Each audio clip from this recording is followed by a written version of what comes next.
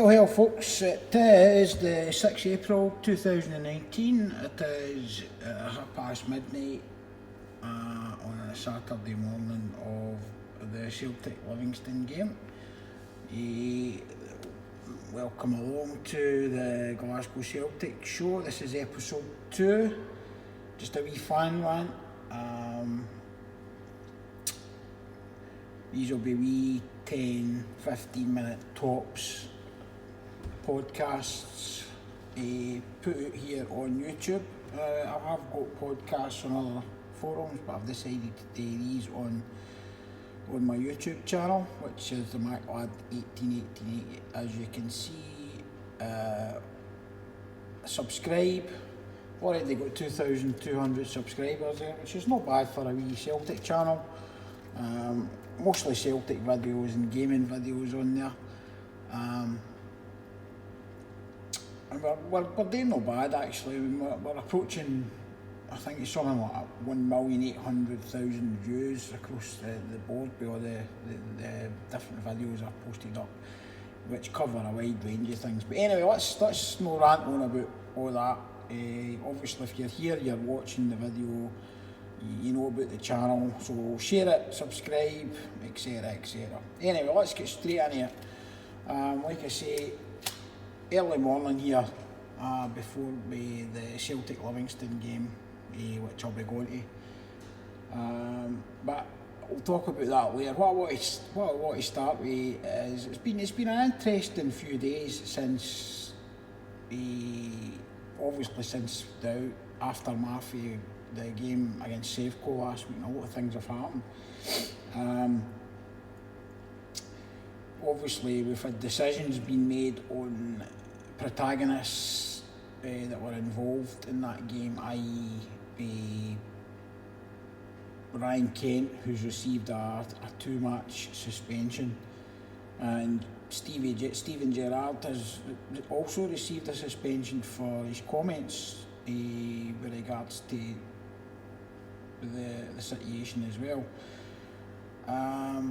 Celtic are looking to appeal the Brown situation. I mean, the Brown situation is laughable. The man is fucking innocent in everything that happened there. Like, other than raising his arms above his head to celebrate. I mean, for fuck's sake, if you can't even do that anywhere, what is football coming to? So Celtic are going to appeal that quite vigorously, and hopefully they'll get that. So it's something to do with some of Rule 77 for what I'm reading. I know nothing about the ins and outs of Scottish football's rules. I wouldn't even want to even read the rule book, because half of it is probably a pish anyway. But if this Rule 77 says that you can't celebrate, then that's pretty sad. So we've got that anyway. Obviously Halliday and Morelos are also going to be missing games. Morelos is missing 4, like I said in the last podcast. Steven Gerrard came out to try to explain away the situation as well the other day, and that was fucking laughable, that he was saying that Ryan Kent was just pushing him. If that's somebody pushing somebody, then I think he's needing I think he's not got his Specsavers, Stevie, but that was just common assault, like I said. The guy's obviously received a 2-match ban, but that, to me, in my eyes, that's not enough. He should have got 3, he should have even got more, probably should have got the 7 to the end of the season, which is a fucking disgrace, to be honest. But that's Scottish football for you, and that's the SFA, who are totally fucking all with the establishment club. Basically, that club's disciplinary record this season has been nothing short of disgraceful. It's been a fucking disgrace, and they're allowed to run roughshod at everybody in the division when it comes to that kind of thing. And it's not just on the pitch, it's off the pitch as well. Their fans are allowed to get away with fucking anything and everything. And again, it's a disgrace. So for Celtic to be going for 8 in a row, considering all these things that are against them, is some achievement. And getting away from all the shenanigans last fucking weekend, we We came back into the game on Wednesday night against St Mirren. Wasn't the greatest game to watch, but at the end of the day we came away with a 2-0 win. First half we played okay, second half was a bit kind of iffy like. St Mirren had a few chances. Brian Christie got us the winner after Timo Weah had scored the first goal. Header that was just kind of borderline out of the line, but it probably was out of the line, but we'll take it. And like I say, it wasn't the best of performances, but we're eking out these results. We're only 2 wins now away from 8 in a row. But we can win on Saturday against Livingston, which my prediction for that is a 3-0 Celtic win. And for what I've heard for what Neil Lennon said, he's going to play like KT. Considering the rumours that the guy's season was finished and that, he's kind of shot that down, saying that he doesn't know where that information came from. So KT's probably going to play. He's probably going to play Roger, get him in, get him a few games. Christie's back, get him in. Timo Weah, get him in because he was brilliant the other night against St Mirren. The laddie needs a good run, better time than any to give a run until the end of the season. Like I say, I'm going 3-0. I'll go McGregor first goal if anybody's wanting to have a bet. I'll go McGregor first goal, and I'll take Weah and Edward for the other two. And a 3-0, like I say. And we've had the split fixtures as well. I've not got them to hand, but I know Sefco are the second last game. I think, if I'm not mistaken, Kilmarnock is the first game after the split away. So that'll be the game. I would assume that we'll win the league. Well, it won't be an easy game, obviously, but I think if we were going there to win the league, I think we could pull it off. But of course, there's a wee matter of Motherwell on Sunday against Sefco. Provided we win tomorrow, which I think we will. There's also the scenario that Sefco could get beat with Motherwell, which Motherwell have beaten them before, and that would be it. The title will be won before the split anyway. So, like I say, it's two wins. It doesn't matter when they come.